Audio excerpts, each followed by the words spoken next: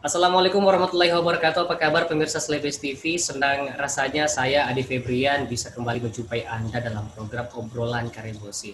Dan pemirsa Slebes TV, kita tahu ini sudah menghitung waktu saja untuk pendaftaran paslon Pilwali Makassar nanti, dan kita sudah terhubung bersama dengan perwakilan atau jubir dari masing-masing paslon. Ada Ibu Indira Mulyasari dari pasangan Ramdan Pomanto Bu Fatmawati. Assalamualaikum warahmatullahi wabarakatuh. Iya. Dan ada Pak Fadli Nur dari pasangan Munafir Abdul Rahman Bando. Apa kabar Pak Fadli? Ya, di unmute dulu Pak Fadli. Jalan. Ya. Ya, alhamdulillah baik ya. Iya, sehat ya. Dan ada Bapak Al Hidayat Syamsu dari pasangan Syamsur Rizal Fadli Ananda. Apa kabar Pak Al Hidayat? Ya, audionya belum kedengaran nih Pak Al Hidayat. Audionya belum masuk. Ya. Baik. Ya, sudah. Halo. Ya.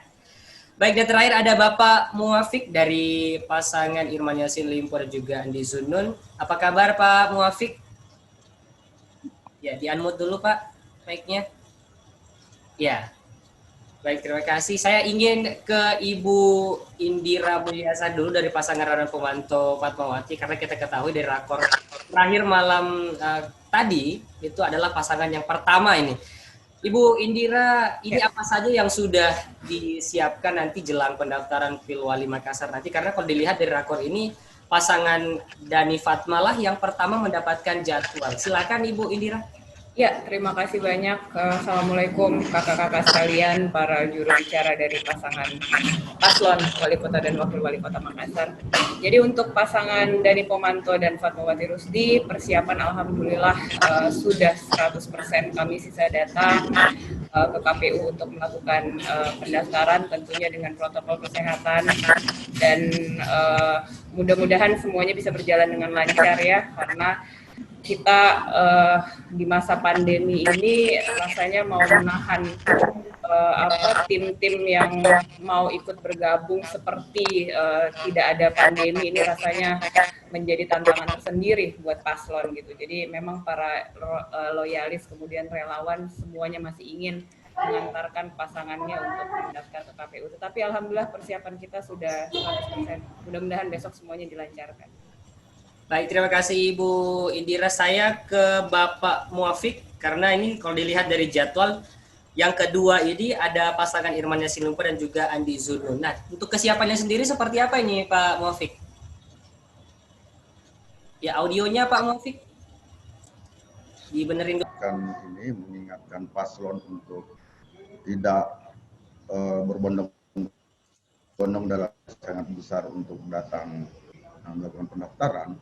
Tapi antusiasme masyarakat simpatisan dan pendukung itu memang susah dibendung. Pada hal-hal tertentu bisa kami kendalikan. Jadi untuk iring-iringan resmi tentu kami batasi, tapi tentu kita tidak bisa mengontrol antusiasme dari berbagai tempat yang bahkan tidak mengkonfirmasi kepada kita sebelumnya.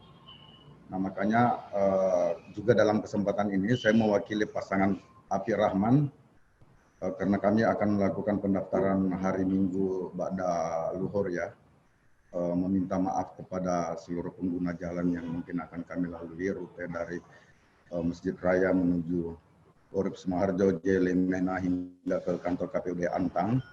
Jika mengganggu kelancaran pengguna jalan, mengganggu kenyamanan dan ketertiban masyarakat yang kami lalui, mudah-mudahan semuanya bisa dikendalikan.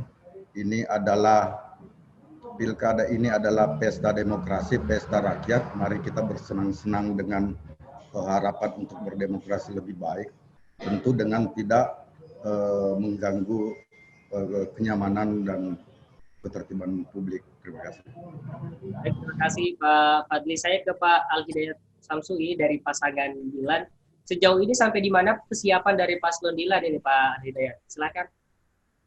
Ya, terima kasih. Sejauh ini persiapan kami kalau hari ini pun KPU menetapkan bahwa mendaftar, kami sudah siap. Jadi kami di Dilan, di Deni Cal dan Dr. Fadli Ananda, memang mempersiapkan dari jauh hari terkait dengan pendaftaran ini. Kami sudah menyampaikan juga kepada seluruh partisipan daripada Dilan yang semua antusiasnya untuk ikut juga di KPU. Tapi kita sudah menyampaikan bahwa undangan ini terbatas. Undangan ini perlu mengedepankan protokol kesehatan apa yang disampaikan teman-teman tadi, bahwa kami akan hadir dengan perwakilan-perwakilan, baik dengan perwakilan partai, tokoh agama, tokoh pemuda, dan seluruh lapisan masyarakat yang hadir menemani Dilan dalam pendaftaran di KPU nanti di jam 14. Awal start kami di Masjid Terapung, awalnya setelah kami bersama-sama bersolat Jumat, mendoakan semoga pendaftaran KPU bukan hanya proses Dilan saja lancar, tetapi kami berharap dari 4 paslon ini juga kita proses pendaftaran ini bisa lancar dan tidak menjadi suatu konflik dan bisa menjadi contoh di seluruh kota-kota yang ada di Republik Indonesia. Baik, terima kasih Pak Al-Hidayat Syamsul. Saya kembali ke Ibu Indira Mulyasari dari pasangan dari Pembantu Fatma. Ibu, ini kan sekarang kita hadapi pandemi COVID-19, yang mana pada saat kampanye nanti KPU sudah menetapkan ini kampanyenya tidak boleh tatap muka, tidak boleh ketemu langsung, virtual. Nah, jika bermain dengan kampanye virtual, apa-apa saja yang sudah disiapkan dari pasangan Dani Fatma ini, Ibu Indira? Silakan. Di-unmute dulu Ibu audionya. Ya, jadi tentunya memang seperti tadi sudah saya katakan, ini tantangan tersendiri buat paslon nih. Padahal sebenarnya bertatap muka dengan masyarakat itu jauh lebih efektif daripada kita melalui virtual ya. Tetapi kemudian tetap harus mengikuti protokol kesehatan yang ada. Jadi persiapannya memang dari bulan lalu memang pasangan Pak Dani dan Ibu Fatma sudah memulai pertemuan-pertemuan kecil memang melalui virtual. Jadi untuk kampanye ini memang persiapannya sudah kami siapkan dari sekarang supaya ini betul-betul nanti bisa sesuai dengan yang kita harapkan. Jadi titik-titik itu semuanya sudah ada dalam catatan kami, sudah kami list satu persatu. Titik-titik tempat virtual nanti di mana-mana saja itu semuanya sudah persiapannya sudah alhamdulillah sudah matang. Baik, terima kasih Ibu Indira. Saya ke Pak Fadli Nur. Untuk pasangan Afi Rahman seperti apa nanti ini untuk merencanakan kampanye virtual, karena memang ini adalah hal yang baru di dunia politik, kita berkampanye dengan virtual dan pastinya dengan sosial media yang luar biasa permainan nanti di sini. Apakah nanti akan ada banyak berita hoax dan lain sebagainya? Silakan Pak Fadli. Jadi pertama, kampanye virtual ataupun segala bentuk aktivitas untuk meningkatkan awareness kandidat itu dilakukan bukan karena ada regulasinya, tapi karena memang kesadaran kandidat termasuk Pak Afi Rahman. Karena sekarang pun regulasi tentang metode kampanye di masa pandemi ini kan belum kelar. Kita lagi menunggu seperti apa aturan mainnya akan ditetapkan oleh KPU. Kemudian kita juga menunggu dalam beberapa pemberitaan beberapa hari terakhir ini kan PJ Wali Kota Makassar akan menerbitkan revisi perwali tentang protokol kesehatan di masa pandemi. Tentu harus disesuaikan semua. Ya bisa saja misalnya, karena jangan sampai misalnya PKPU sudah mengatur sesuatu itu dibolehkan, tapi ternyata kemudian di perwali itu tidak dibolehkan. Nah, regulasi mana yang harus dipatuhi? Jadi soal bagaimana kita berkampanye, entah virtual, entah pertemuan terbatas, entah pemanfaatan flyer-flyer digital, pemanfaatan multimedia melalui kanal-kanal media sosial, ya itu adalah metode.